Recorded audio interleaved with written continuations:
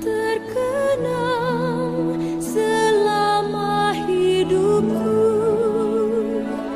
biarpun saya pergi jauh, tidakkan hilang dari kalbu. Tanahku yang ku cintai, engkau ku hargai.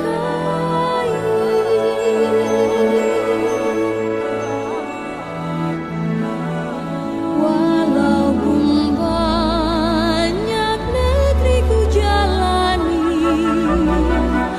yang masyhur permai di kata orang, tetapi kampung dan rumahku,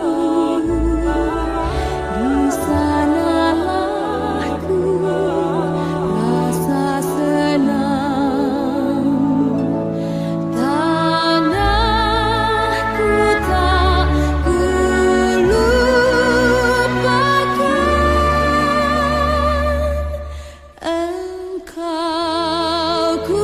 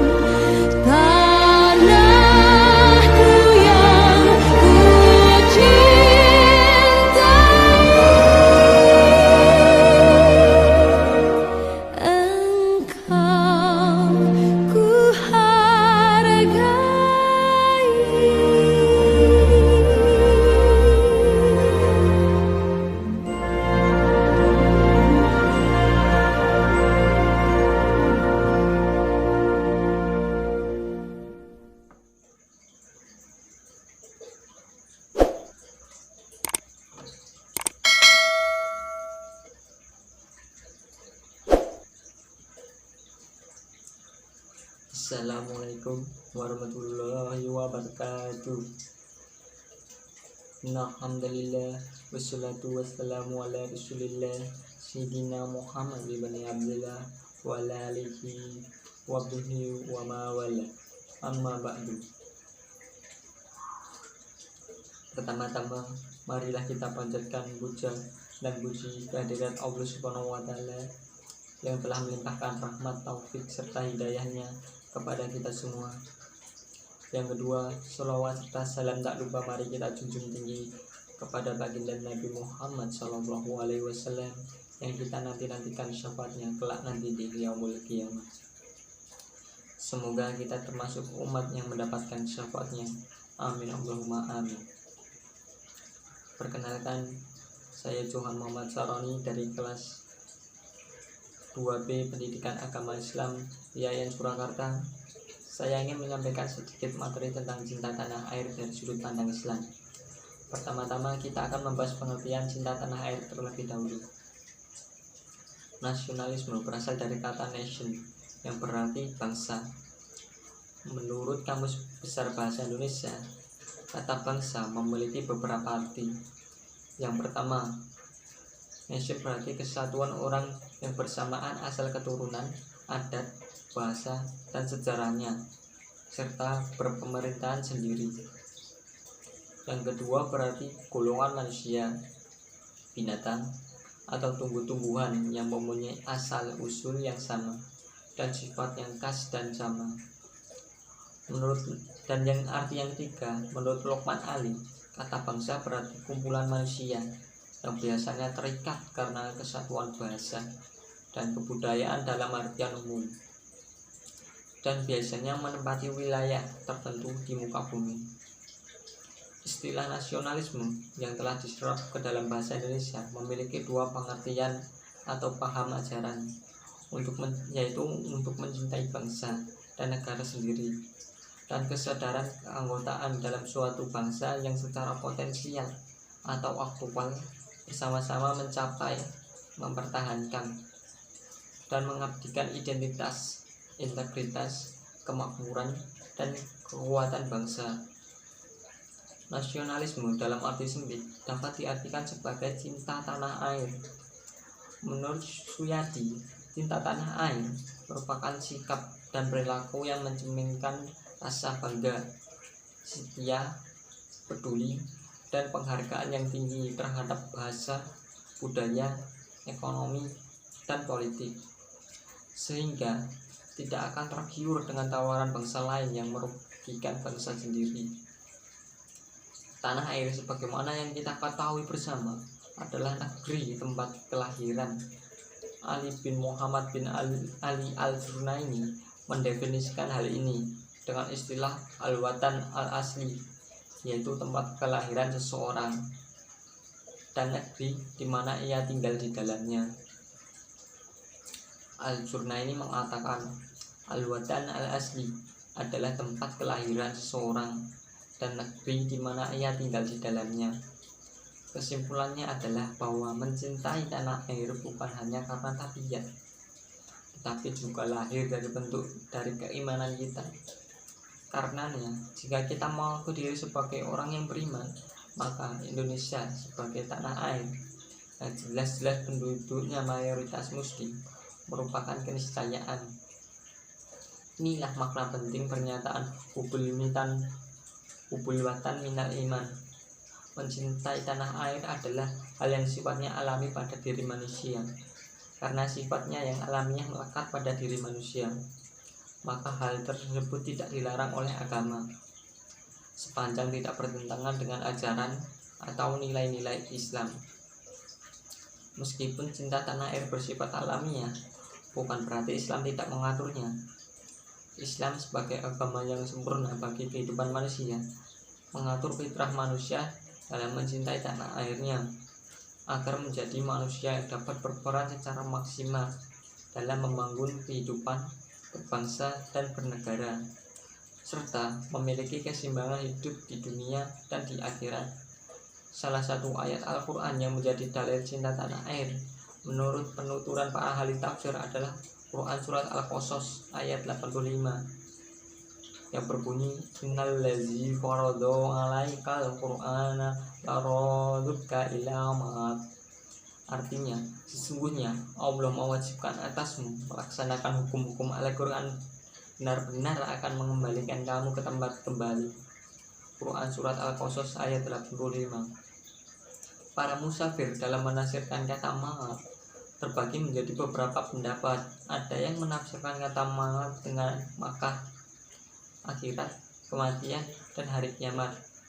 Namun menurut Imam Fakhr al-Din al-Razi dalam tafsirnya Mafatih al-Ghaib mengatakan bahwa pendapat yang lebih mendekati yaitu pendapat menafsirkan dengan Makkah.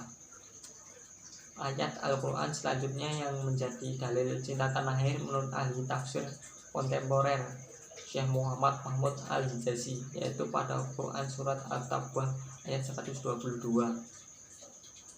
yang berbunyi wa ma kana mu'minuna liyanfiru kaffah falawla nafara min kulli firqatin minhum ta'ifatul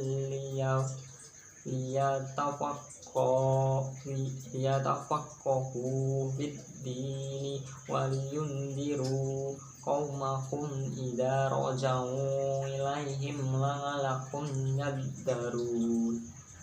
Artinya, dan tidak sepatutnya orang-orang mukmin itu semuanya pergi ke medan perang. Mengapa sebagian dari setiap golongan di antara mereka tidak pergi? Untuk memperdalam pengetahuan agama mereka dan untuk memberi peringatan kepada kaumnya apabila mereka telah kembali, agar mereka dapat menjaga dirinya. Quran Surat At-Taubah ayat 122. Syekh Muhammad Mahmud Al-Hijazi dalam tafsirnya Al-Wadli menjelaskan bahwa ayat tersebut mengisyaratkan belajar ilmu adalah suatu kewajiban bagi umat secara keseluruhan. Kewajiban yang tidak mengurangi kewajiban jihad dan mempertahankan tanah air juga merupakan kewajiban yang suci. Karena tanah air membutuhkan orang yang berjuang dengan pedang atau senjata dan juga orang yang berjuang dengan argumentasi dan dalil. Bahwasannya memperkokoh moralitas jiwa, menanamkan nasionalisme dan gemar berkorban, mencetak generasi yang berwawasan, cinta tanah air sebagian dari iman, serta mempertahankan tanah air adalah kewajiban yang suci. Inilah fondasi bangunan umat dan pilar kemerdekaan mereka.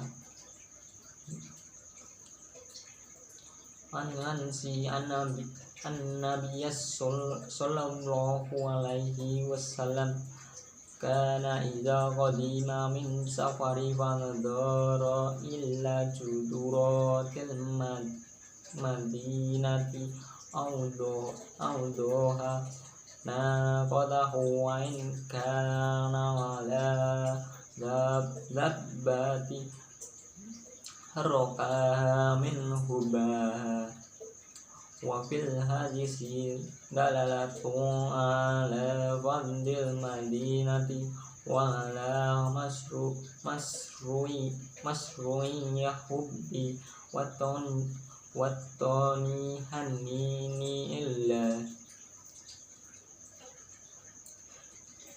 Diriwayatkan dari sahabat Anas bahwa Nabi Shallallahu Alaihi Wasallam ketika kembali dari berpergian dan melihat dinding-dinding Madinah, beliau mempercepat laju untanya.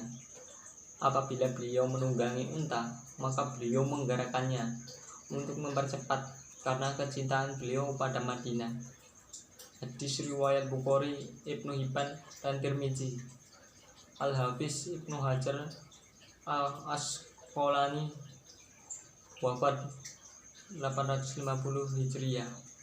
Dalam kitabnya Fathul Bari Syarh Sahih Bukhari, Beirut Dar Al-Ma'rifah 1379 Hijriah, juz 3 halaman 621, menegaskan bahwa dalam hadis tersebut terdapat dalil atau petunjuk. Pertama, dalil atas keutamaan kota Madinah. Yang kedua, dalil disyariatkan cinta tanah air dan rindu padanya. Cinta tanah air menurut para ahli fikih bahwa hikmah berhaji dan pahalanya yang besar karena mendidik jiwa menjadi lebih baik dengan meninggalkan tanah air dan keluar dari kebiasaannya. Dalam kitab Al-Taqriyah jilid 3 halaman 194, Al-Qarafi menyatakan manfaat haji adalah mendidik diri dengan meninggalkan tanah air. Demikian yang dapat saya sampaikan pada kesempatan ini. Semoga dapat bermanfaat bagi kita semua. Mohon maaf bila ada tutur kata yang salah atau kurang berkenan. Akhirul kalam, subhanallahumma wa bihamdika, asyhadu an la ilaha anta, astaghfiruka wa atubu ilaik. Wallahul muwaffiq ila aqwamit thoriq. Wassalamualaikum warahmatullahi wabarakatuh.